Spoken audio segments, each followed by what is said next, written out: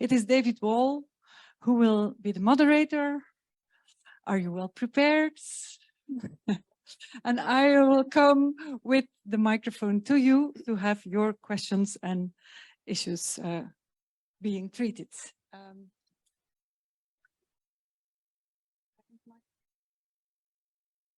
Okay, so could I ask the other panelists to please take your seats? So we have Pandy and Giulio, Christine, Martin, Marta, and Maria.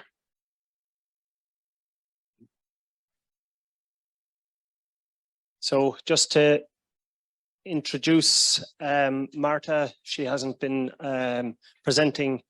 Marta is the coordinator of EJP SOIL and is going to reflect, I suppose, on the findings that are relevant to this discussion in terms of trade-offs and synergies, etc., as we move forward.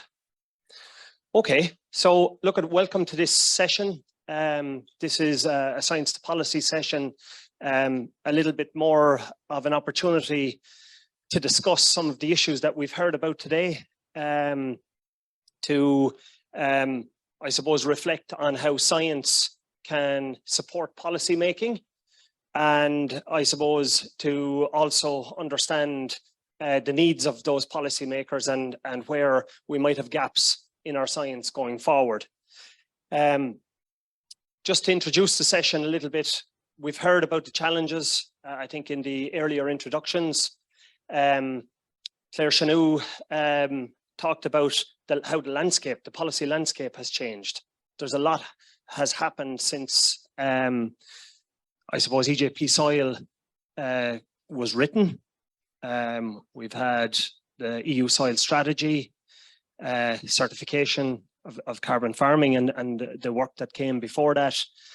LULUCF is the recent policy document. So a lot has changed. A lot of the things that we thought about as a consortium in the early days, we've reflected on that, and we've optimized our work packages and our work to reflect the changes. The challenges are many, and I think Pandy has outlined those. You know, we've some huge challenges, and soil needs a lot of attention, and there's also an urgency about that. So let's try to get into the discussion debate, and I will ask Giulio maybe to start off with. You're closest to me, Giulio.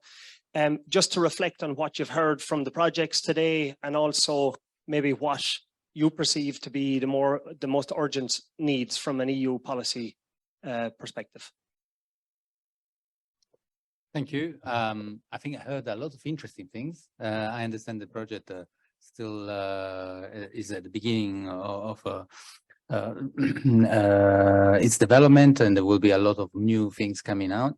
But I heard about definitions on carbon removal benefits, what needs to be accounted for, and this is very, very relevant for the discussion we're having right now in the European Parliament and the Council on the definition proposed by the Commission, and perhaps I can further talk about that during the debate. I heard about different proposals for research on MRV, monitoring, reporting, verification. There is a task in the program, which personally I'm very interested to, because we will need that as early as next year for different carbon removal activities. And of course, we want to build the secondary legislation, so the certification methodologies developed by the Commission on the best science. And you are the science that can deliver that information and the best practices. So overall, I think that you're on the right track. As usual, in policy, we need things now because the debate is happening, because we are facing a climate, environmental biodiversity crisis, and action has to happen. And in particular, in terms of European policy making process, as you know, we are basically having 1 year before the next European elections. So this issue will become more and more important from a political discussion, but more concretely, as far as a lot of these policies, at least the policy proposals, they need to be approved before basically April next year in order to then be implemented. Otherwise, they will be postponed for the next parliament. And this is an open question. So there is some urgency to get your feedback, to get your input into the policy discussion in Brussels. Thank you, Julian. Christine, maybe from a different scale, a national perspective, what are your reflections and your needs? That's the way you see it. Yeah, thank you for the question. Of course, regarding the different EU policies and directives and the regulation, and when together with the Commission we are setting the targets, then we have to somehow implement and really think about the measures and really speak with the farmers and foresters. And I would say to be as a translators and explain, because not always the regulation is understandable and readable for the farmers, and this is something which is also need taking into account. And I really appreciate that you find and you're also looking on different aspects because we use different definitions. And this is also regarding for example, agriculture. We use climate smart agriculture, renewable agriculture, carbon farming. So, and for farmers, it's absolutely not understandable.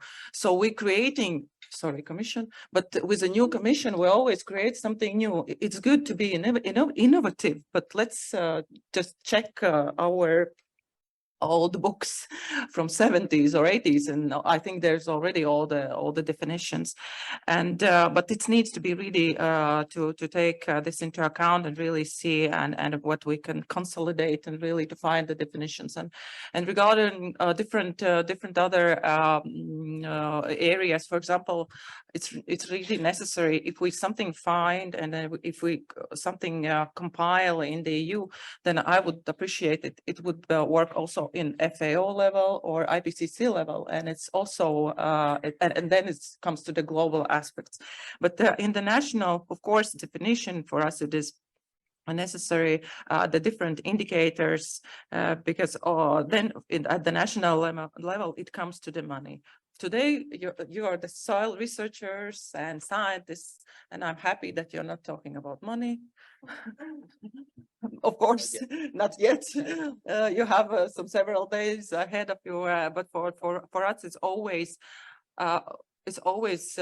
comes to the money, how to collect the data, what to use.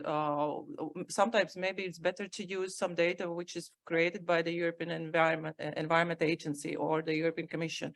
But then we realized that if the Commission now, you have the mandate for 5 or 4 years, but for us in my ministry, in my unit, I work with the files.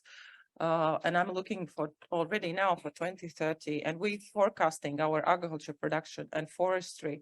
And for us, it is something we have to, in my unit, to analyze how and what we will do in the next CAP period, which is from the 2027, and already from different directives and regulations, I already see that data must be georeferenced. So we have to think on the land level, on the field level, because probably at the end of the day, it will be related to the payment system. And this it's good that you have the platform. It's good that we have the project, but it's really, we are working already now to creating this platform. We are already collecting the data. And that's why together with our other university, University of Life Science Technology, we are really, I would say we are not making the first steps, but we already made a huge step. We analyze every parcel of our agricultural land, of forestry land.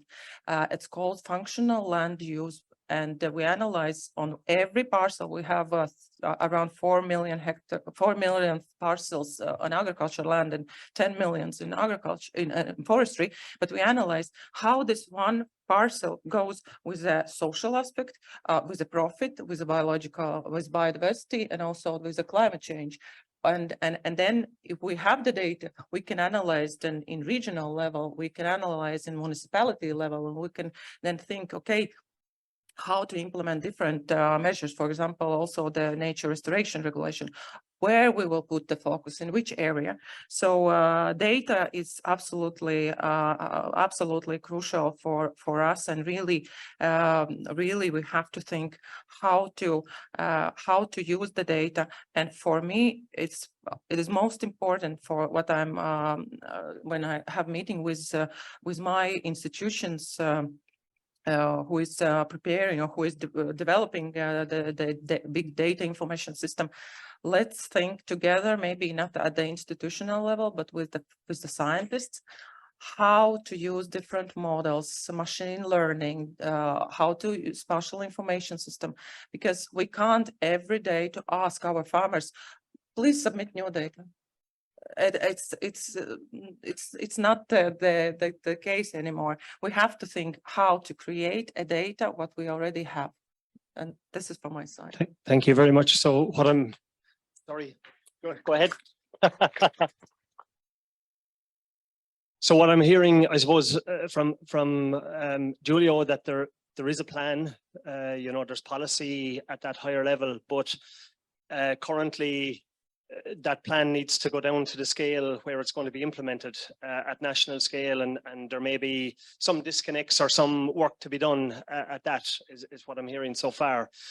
Pandi, you've talked about soils being elevated to a place where they've never been in the past, and what are your reflections in terms of what you're hearing, and how the mission comes in behind this, and I suppose expedites where we want to get to. Okay, thank you. Well, the wealth of the projects that the EJP SOIL has, it is extremely useful, not only for the soil deal, for even, I would say, at an even larger scale. So as you heard from my talk, the soil deal take care of the research component. So we provide that advice to the European Commission, what type of research needs we have in terms of soil research. And here with 27 projects ongoing that started actually before the soil deal was in place, it is a great wealth of information that could be used and should be used in the context of making the soils better known to everybody. But beyond the research components, I would like to say that we should move also to the next step, because we do a lot of research, and it's good for the sake of us. And maybe we write papers and we look at the academic criteria for us.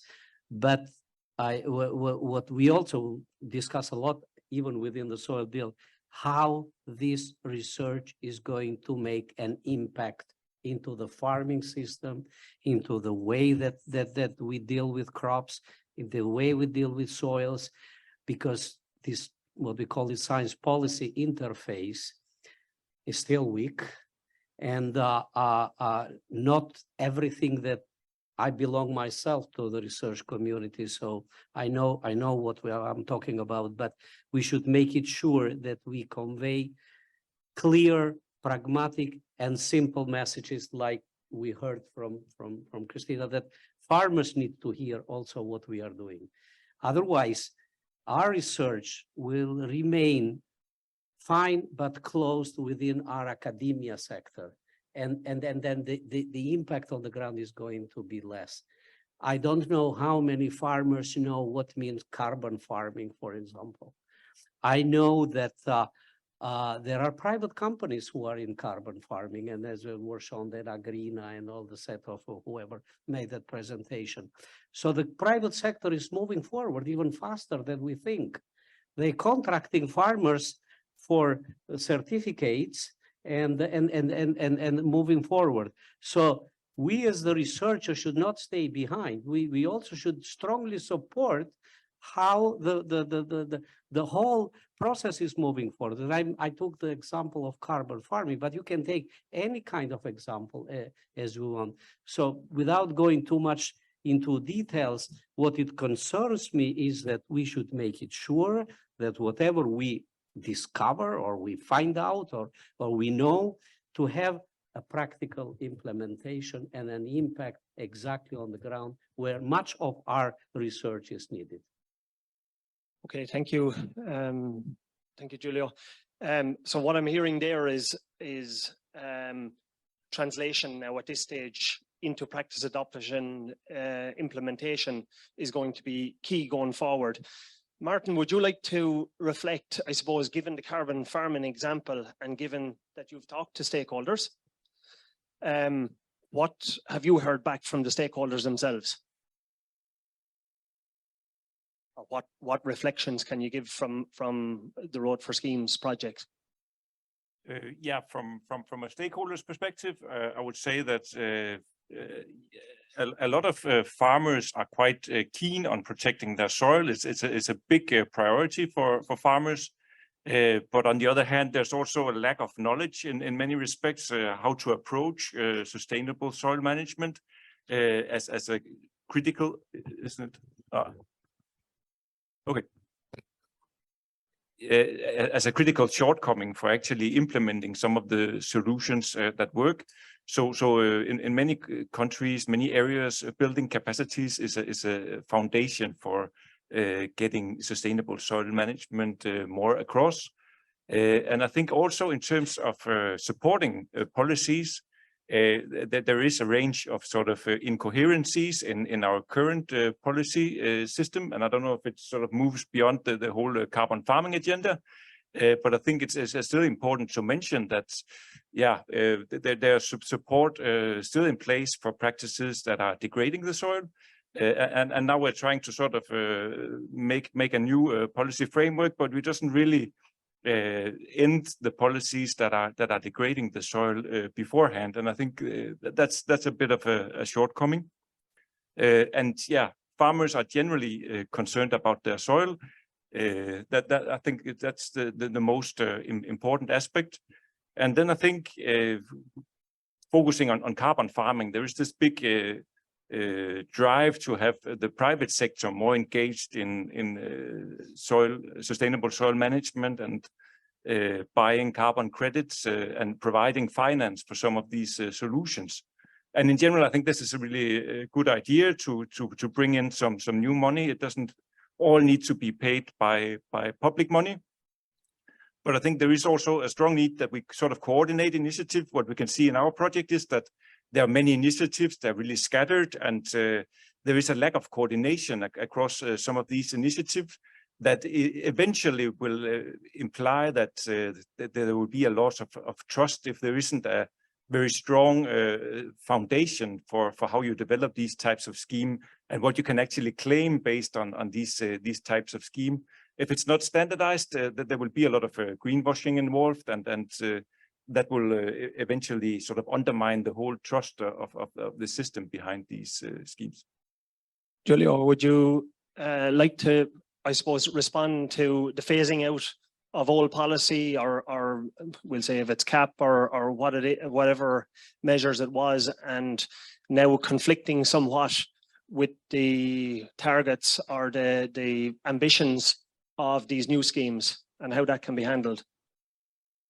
Yeah, that's a very big debate we will have certainly as part of the review of the Common Agricultural Policy. It's not for now, but it's for tomorrow, in fact. As we heard, there will be a new programming period, and the whole question is what the role of the agriculture sector in the climate transition. We have an ongoing public consultation about the post-2030 climate target, the climate target for 2040, which according to the European climate law, this law request the Commission to come forward with a target for 2040 before the summer next year in 2024. So currently we have an ongoing consultation on a number of issues regarding this target, including what would be the role of the agriculture sector. Knowing that here we have conflicting but also synergistic objectives. We want to make sure that we continue producing food and feed for our European families and citizens industries. Sometimes we want to achieve or promote a transition towards more sustainable farming activities with an objective of achieving climate neutrality by 2050. So it's a very broad discussion. Something that perhaps I would like to clarify, and I think just this opportunity, is the big discussion about carbon farming. Carbon farming is clearly, from our perspective, an opportunity, and there needs to be much more advices provided to farmers, how to understand this opportunity, to provide them with the knowledge and tools. It doesn't have to become a new administrative burden. So a lot of this will be facilitated by the use of monitoring, satellite-based monitoring. And in fact, as part of the strategy for sustainable carbon cycle, the Commission put an objective, an aspirational objective, that by the end of this decade, we would have all this data, so each farmer would know what are the environmental attributes of his parcel. And I think together with you scientists, we need to get this system out there so that farmers are provided with the tool without creating new administrative burden to add the information they need in order to move towards sustainability. I think this is the big challenge. But let's be very frank, carbon farming is not going to be the only new income. Farming will continue to produce food, feed, and additional environmental services. I mean, we will see, that's another issue that perhaps this community could further contribute about the business model for carbon farming. I mean, we see figures that it can be an additional income. It's not going to be a replacement of the existing incomes. It can be an additional up to 20, 30%, which could improve the competitiveness of our farming sector. Thank you. Just to bring in Marta and Maria on those 2 points. So Marta, if I come to you first, just in terms of those trade-offs and potential synergies, Martin talked about some potentially between past and current policies. Are there any others that we should be considering? Well, in terms of synergies and trade-offs of carbon sequestration, the easy message would be sequestering carbon in soil following these management practices has evident synergies. That's the most obvious. Synergies with soil structure, with soil biodiversity, but we need to point out there's a huge knowledge gap in soil fauna as regards soil fauna still. And when it comes to trade-offs, the whole matter becomes more uncertain. That's what we've been, That's what we've been studying in the Trace Soils project. So just to give you an overview, we've performed a big literature synthesis. We've screened hundreds of papers that look into practices that diversify agroecosystems, that increase organic matter inputs or minimize soil disturbance. And we looked at potential trade-offs in terms of greenhouse gas emissions, mostly CO2, N2O, and also nutrient losses. And the easy message is that when we look at all these management practices together, we do not detect evident trade-offs, at least in terms of greenhouse gas emissions. Of course, when we get deeper and get more quantitative in looking into the different practices, of course, some of them produce significant emissions. For instance, we detect more emissions when we compare when we for the land spreading of certain organic matter inputs or certain organic fertilizers. But there's still many uncertainties also for these practices that generate trade-offs. We detect that the trade-offs are very variable, meaning that there's a large context dependency, and that's where we need more money to investigate. We knew we would get there, didn't we? And that's where the EJP SOIL program is very relevant, so reducing these uncertainties.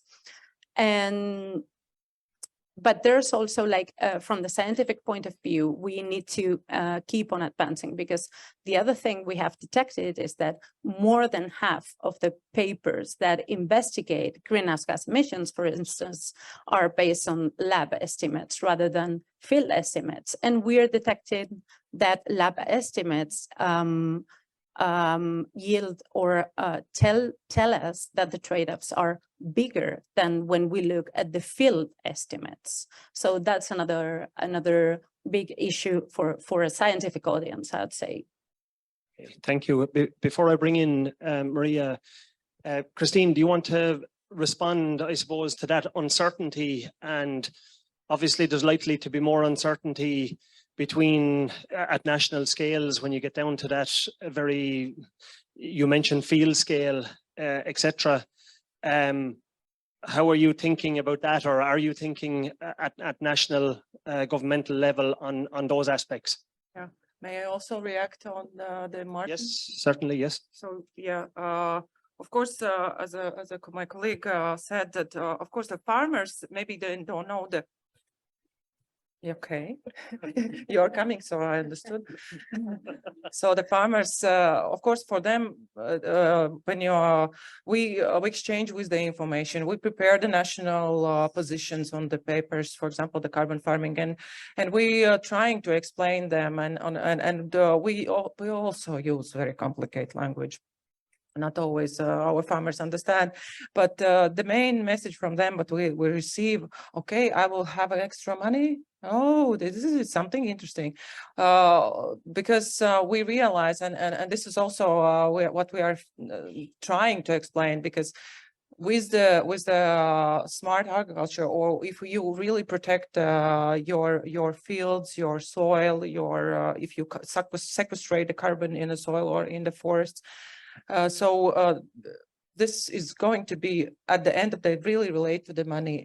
And if you can create the credits, and if you can sell the credits to the voluntary schemes, then okay, it's fine, and this is some extra money what they can they have, and they even can now apply for the better rates in the banking when they are applying for the investments, and banking say, and the bankers say, okay, you have this certificate and you create the credits, and okay, I will give you a better rate for the investments. And this is yeah, everything relates to the money, but regarding the carbon farming, for us probably it's something. There is 3 words which I remember. This is environmentally integrity, additionality, and permanence.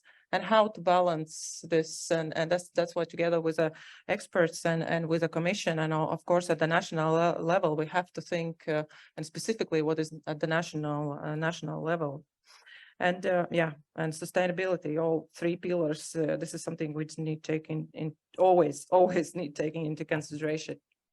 About maybe I'm not very big expert in scientific papers, but when you work with the policy documents and when you have to fight with the commission,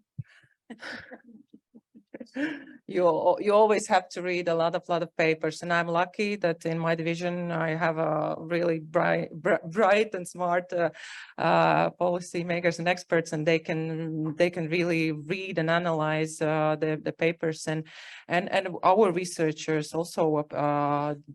I think now the most important is that they're really looking and trying apply all the methodologies which is set by the guidelines or IPCC or FAO, and this is something which need taking into account.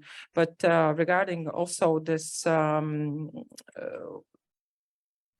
the question was specifically on concrete or misleading or something? It more so, Christine, in relation to implementing using the trade-offs and the synergies, but more so the trade-offs.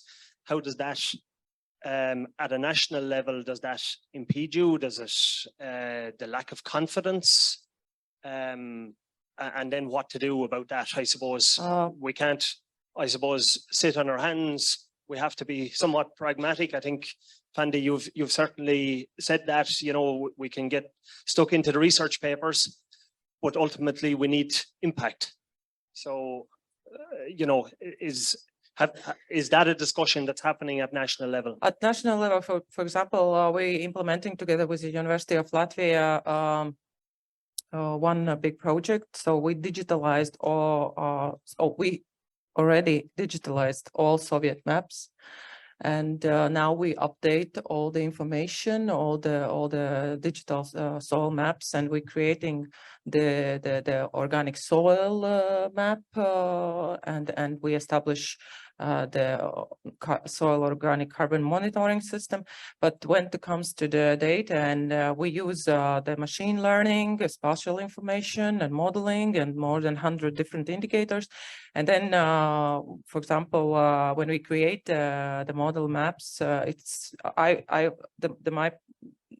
for the policymakers, I said, you have to create something absolutely not, I don't believe that it's possible to create something which is really trustful for 100%, but I need something which is around 90%, 95%, that if I have to set the policy, and if I have to develop real long-term policy, I really need a very, very clear and data must be precise as possible. I'm not sure of that. No, answer, perfect. but, That's perfect. And that's yeah. perfect lead in to Maria, I suppose. Is it possible? What can we do, and what can the likes of the work in Work Package 6 and EJP SOIL add to that conversation and build that confidence? Yeah, well, I really appreciate the intervention from Christine, is the name, yeah, because we are discussing a lot this in the Working Package 6. And I think that what we have analyzed is that in all the countries, it's really important to understand how it is organized, the issue of soil monitoring on soil data. And we have started to do this analysis, and we have also produced and published some really interesting deliverables that you can find in the EJP SOIL website, which analyze how soil data are stored, and who is, which are the policies also for soil data in the countries. And the problem, and what we have also presented in previous meetings, is that there is the need to have an organization at national level, because you can have several sources for soil data. You have the research activity, then you have what comes from the monitoring, which is done by public authorities at every level, regional or national. Then you have the private sector, because also the farmers sometimes go and ask for analyzing their soils. So all this is giving data, but all these data are very different. Different in standards, difference in the protocol for sampling, and the most important thing is that in many cases this data is not shared. And we also analyzed about sharing, that there are some rules for sharing depending on the countries. You know that there is the INSPIRE regulation that at least for public data that is collected with public money, you should be publishing this data. But we have also seen that, for example, the soil coordinates are not always shareable, and I must say that it is the reverse. So we were looking for some ways on how to use together all this data. And what we propose, and here in this project, we are structuring this, we are starting to build up a soil hubs. A soil hub is in every country you should organize different actors, stakeholders that are in the field of soil. So from farmers to research to public authorities and so on. And every actor has its role. And then, but there is the need to have some central institution that certifies. So it's something that is go to organizative task. So, for example, we are also collaborating in this activity that is done by Glossoland, you know, that is doing a very good work on standardizing the soil analysis. And we are also proposing an integration between the monitoring system at country level with Lucas, also promoting this Lucas double sampling to try to have some transfer function. But I mean that we have started a very good activity. But what I now ask to my colleagues here is what's going on after, because the activity is starting very well, and we are really producing some useful tools also that we are going to present in these days on how to expose standard soil data sets and how to share and how to integrate.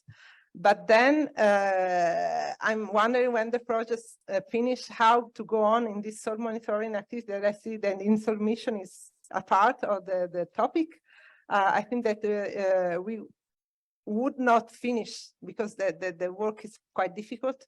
And the last thing, maybe I have a time,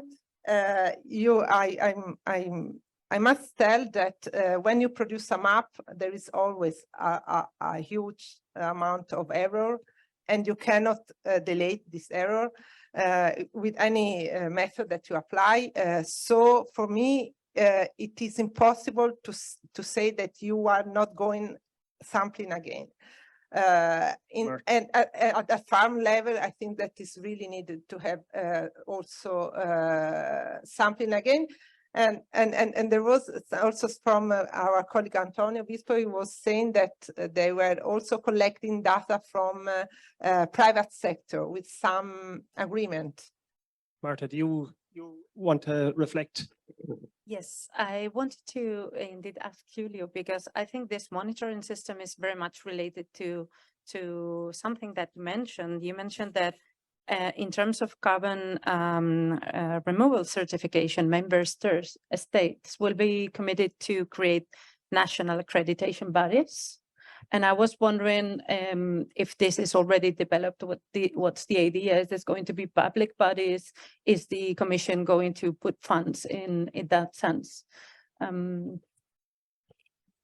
Let me clarify this point. So it's not going to go through the member states authorities. The certification will happen, will be monitored and overseen by certification schemes. They can be either public if there are some member states that already have established national certification schemes for carbon removals, like France, for example, have the label bas carbone. So we want to make sure that we can build on these initiatives, but otherwise there could be market-based certification schemes like the one that you have also for other areas. I said the area of organic agriculture. You have certification schemes certifying the sustainability of biomass and agricultural crops under the Renewable Energy Directive. So the idea is we can build already on established schemes that have experience. Of course, we need to make sure that they all recognized, approved by the Commission, because we want to have a level playing field. And we want to make sure that all these schemes are able to certify carbon removals according to the methodologies developed at European level. So there's not going to be, there is not a new authority. So there is not going to be an administrative burden for member states to clarify concerns from the member states. The idea is more to go through these private or public schemes. Of course, they will use existing certification bodies. So these are auditors, which they need to be expert, they need to be independent, they need to know how to verify the claims by the operators. And for these reasons, we have national accreditation programs already underway in many countries. So that's the issue about accreditation, just to make sure that who goes in the field to certify, to verify the carbon removals is competent, is independent, and can make this job in a credible way.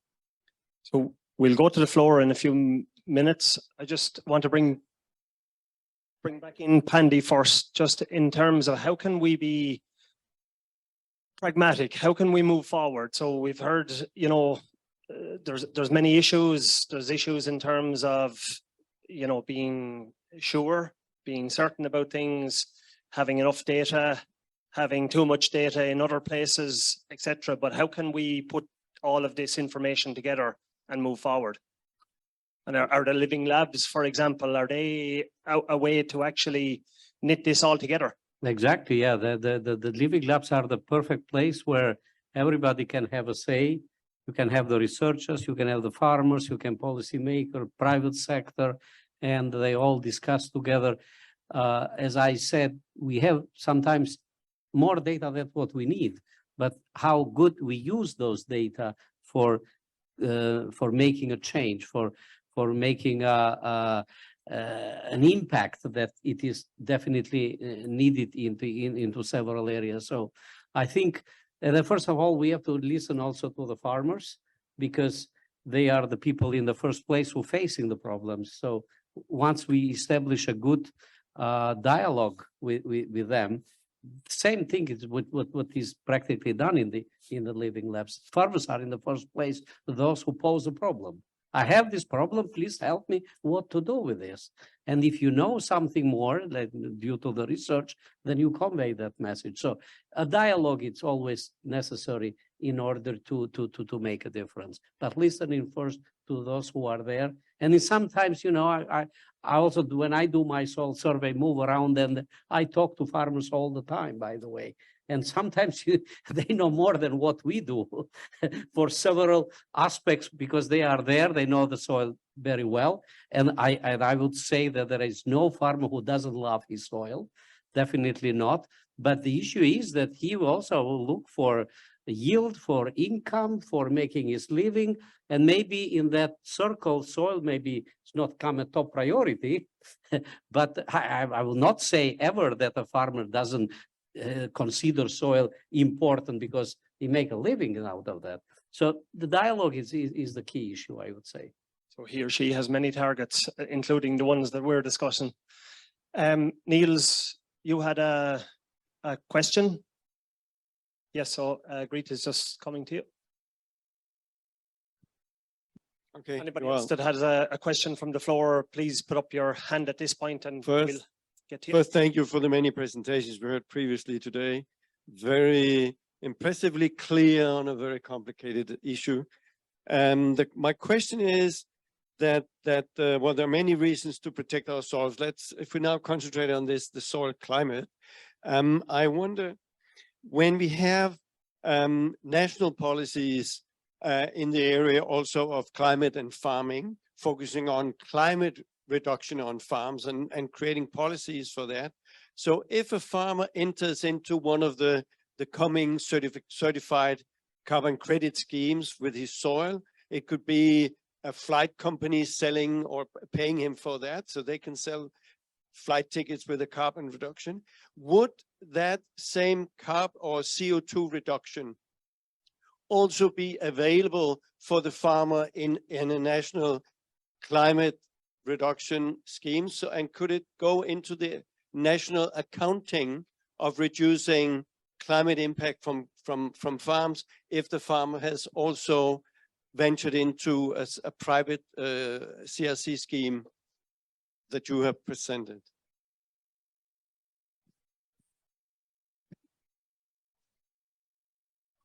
Or are they mutually exclusive? Okay.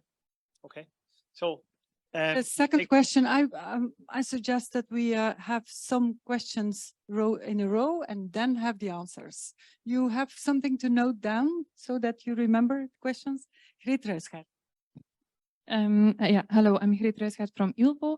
I also had a question for Julio. And my question was, what do you, well, thinking back of the presentation of Axel on the definitions, it was not in the definitions of Axel carbon removals, but what is actually the definition of carbon removals? That's also not very clear to me yet. Does it include soil loss mitigation as well, or only net removals? And if it also includes soil loss mitigation, how do we, yeah, this carbon removal should counteract the remaining emissions, but if it's also accounting for soil loss emissions, there is something, yeah, for me, not really matching. So how do you see this? What is the viewpoint? Thank you. Okay, the question is noted down. More questions or remarks or gaps? Okay, who is starting the, okay, Claire?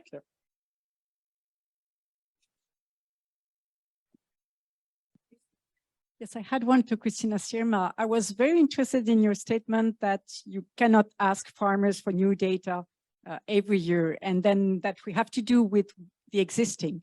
And I wanted to ask you, what are the main challenges for you in doing that? Is it collecting data that is in, and it refers to Maria's intervention, is it collecting data that is across? Is it harmonizing data? Is it transforming the data into soil health indicators? Well, or other, I don't know, but what for you in your country, the main challenges that you see? Let's start the answering rounds now. Okay. So I come to you for more questions. Julio, if you want to lead out. So perhaps I'll start with the definitions. I invite everyone, by the way, to read the proposal. I couldn't really go into too much in the detail in the presentation. But indeed, the question is, the proposal is very much focused on carbon removal. So extraction of removal and storage of atmospheric carbon. At the same time, as you know, both when it comes to agricultural practices, or the case, for example, of peatland rewetting. As part of your carbon removal project, there is a reduction of the release of carbon. So we did actually include that part also in the definition of carbon removals, because we wanted to make sure that the projects would be financed throughout the different steps, and make sure that a project for carbon farming or peatland rewetting would be in fact viable. But now the discussion we have in Parliament and Council is more going to the direction of making a clear distinction between what are carbon removals generated by a project, so the specific units of atmospheric carbon that will be removed and stored, and what are the units, or you mean the results of reducing release of carbon, and there will be units certified just on the release of carbon. So there is very clear distinction between the two, knowing the two are important. Then I would say there is also a third view, which is more broader, saying, okay, we should also certify emission reductions in agriculture related to reduction of livestock, for example, livestock emissions. This is, in our view, this is enlarging too much the scope of the certification and mixing together emission reduction with carbon removals, while having carbon removals including the reduction of release of carbon, of biogenic carbon, is in fact, I would say,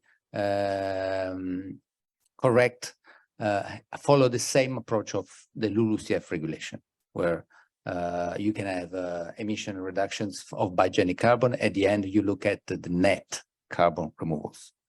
So this is an issue which is still being discussed, but we're going towards these distinctions. On the end use, so the proposal, the role for the Commission so far is actually to certify the supply side, to make sure that we have a standard out there which tells you that this carbon removal is of high quality, is credible, and it contributes both to climate and biodiversity environmental objectives. How it's going to be used, whether it's going to be used for the voluntary market, or in the future it's going to be used for financing under a revised common agricultural policy, or is be used in carbon markets, the EU emission trading, is something out for debate.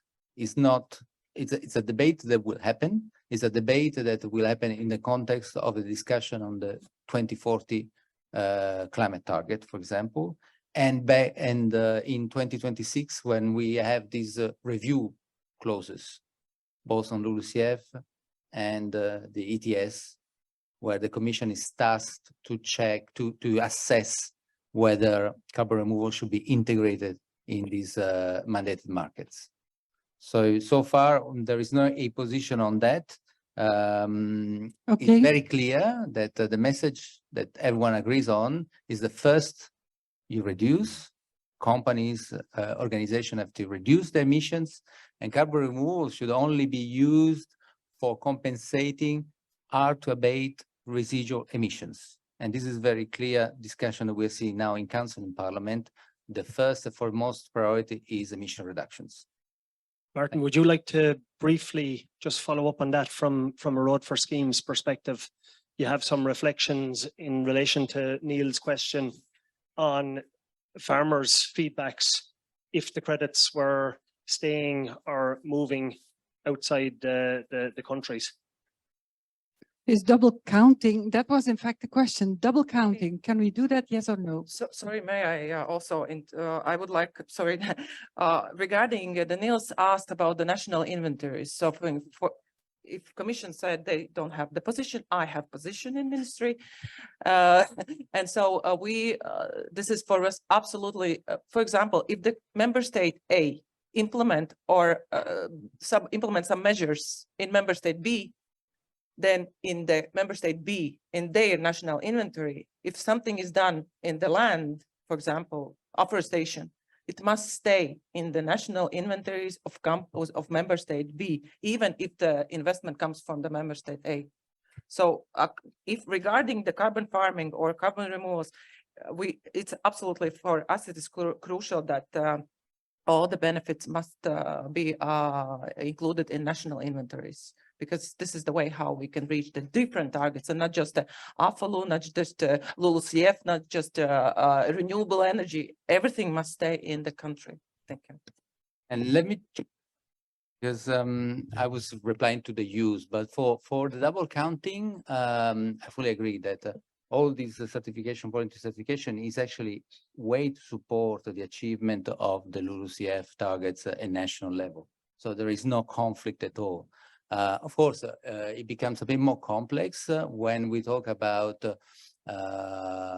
international trading outside the EU, when a company from another country might be buying a carbon removal, but we are not there yet. This is the European Union still has to develop the rules about the implementation on international trading. We're not discussing that. What is very clear is that all these tools, in particular carbon removal, is a tool to support the achievement of the national LULUCF and climate targets. I'm sorry to say, but we have to accelerate a little bit. The challenge, Christine, can you I have 2 sentences about the question of challenge? I will answer to Claire's question. So when I mean the farmers, of course, with the new CAP, we always create some new measures. They have to apply some new some new data for the payment scheme. They have to now submit the photography and GPS information from the smart tractors, and this is complicated. And I would say farmers, they are they are seniors. We are aging in agriculture, and not all the farmers are ready to understand and apply and submit all the data. That's why. And also regarding, for example, if we ask the data, and we are working on that, if I ask the data in for my paying agency or for agriculture information system regarding different data, then I will be the main pool. Well, where other, or I don't know, financial instruments or banks or investors, they can ask the question. And we creating the import and export of data, because we have to work the private and public in initiative and partnership, because we also can't create all the data. And it's also regarding the money. We have to invite the private companies, but we are setting the rules, and this is what we are doing now. Okay, second round. 1 second, Marta. You wanted a very short reflection. Very shortly. This has also impacts at the scientific level, because what our colleagues who are experts in modeling carbon and nitrogen fluxes and try to do that at the provincial level in the European Union, what they tell us is that they lack data on farm management. So that would be, let's say, a big uncertainty in the current models of carbon and nitrogen fluxes. So basically they talk about, for instance, having data on mineral and manure application rates per crop at the regional level. So just to point out. Yes, okay. Second round, 3 questions. May I also intervene on, because there is something that is really important, I Very think, briefly, yeah. yeah, for the mapping, because again, I point out that it is clear that at farm level, a certification is possible, although difficult, but it's possible. But when you go to you using this at national reporting, it is really important to have some structured way of using data sets and also on mapping. So we are struggling to come to some common methods to apply it, because otherwise when you also compare one country from the other, if you apply different system, you will have very different results. So I really want also to stress out that we are struggling to also to build up some common rules, common methods, also for the upscaling of this data. It's an important point. So we have a question here and there and there. Okay. First. Thank you, Tatiana from Norway, Norsok. I would like to hear some reflection about the carbon dilemma, because we are asking on one hand for the farmers to store carbon in their soil, but in the other hand, they will benefit, soil health will benefit most when this organic matter is decomposed. So how we are dealing with this dilemma between soil carbon storage and soil carbon decomposition, thinking about mineralization of soil organic matter, thinking about recycling of the nutrients. Okay, you write down the question. I go to the second question. Well, thank you very much. There is a very great diversity within farmers at European level, both within and between countries.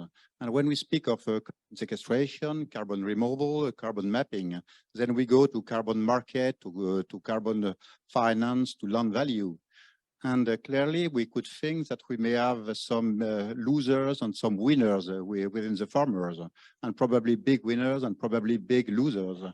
And my question is, how do you think about this? And I think that, well, we may have some possibility for action at national level, at the European Common Agricultural Policy, maybe the living labs, maybe some interesting approaches, but how to manage the social and economic impact we may have with this, let's say, carbon market. Thank you. Fairness and social balance. I'm sorry. Okay, a question from home. Yes, so we have a question online from Eduardo Costantini about cultural and natural soil heritage. So the EU missions acknowledge the need of soil literacy as well as the soil ecosystem service of protecting our heritage. But there is no specific effort or project to protect our cultural and natural soil heritage. Don't you think this is a shortcoming of the missions? How should I translate that? What do they mean by heritage? Is it peatland that is dried out and that is the tradition, or what do they mean, do you think? I can't translate because Eduardo was my boss. Well, I, Andy, if you want no, to start off with. I know also Eduardo is a good friend and we know each other for quite a long time. When we say cultural heritage, it is one of the functions that the soil has. Pompeii, if it was not covered by the lava of the Vesuvio, nobody knew that it was there. So when it was discovered, it was the soil that it protected. So that is, for example, an example of culture heritage, that one of the functions that the soil in archaeological surveys, all the soil cover the remnants of archaeological treasures that were before. So this is what is the meaning of the ecosystem service in terms of cultural heritage. How better to recognize that value? Maybe put a quota for the people who visit Pompeii, that 1% should go for protecting soils. Next question, the carbon dilemma. Who is going to, yes? Yeah, from a biological point of view, I don't see a dilemma in the, I mean, we have primary production, fixing carbon and storing it into the soil, and then decomposition, mineralizing carbon. Probably we think of it as a dilemma when it comes to climate mitigation, but soils are not going to be a way of fix carbon or store carbon like we can do, let's say, by industrial means. We are not going to be actively absorbing the carbon that it's being produced, that it's being burned from fossil fuels. I think what we have here, with the need that we have, is to reach a sustainable agriculture. That's it. A sustainable agriculture that's not continuously releasing carbon into the atmosphere, but that manages to store part of the carbon that we're producing as biomass and not consuming. That's how I see it. Last question, Giulio, do you think that your system will promote the social inequality between farmers? First, this helps me to clarify one element. Clearly, situations are very different across Europe and within countries, but the additional carbon will be carbon removal will be measured against a baseline, and the baseline will be highly specific, standardized baseline corresponding to the standard performance of similar activities that have similar social, economic, environmental, and technological development. So it's comparing similar activities, not comparing one activity in Sicily with another activity in Estonia. The idea is that you reward those that are managing better the land within that region, within that specific area. Now, this is our ambition, together with GRC and with researchers, to develop such a highly standardized, highly representative standardized baselines. In case data is not available, there will be the fallback position that there is the operator will calculate is project-specific baseline.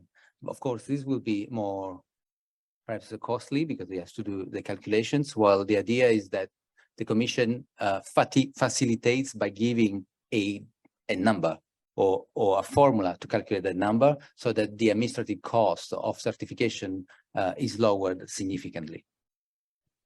So, look at thank you all for being involved, I suppose the audience as well for being involved in I would say a very lively debate. We've covered a lot of topics and issues in the last hour that are, I suppose, going to be the center of what we're going to discuss for the rest of the week here. There is issues. It's our job as scientists to support you as policymakers to overcome these issues. I don't think we'll be out of a job anytime soon.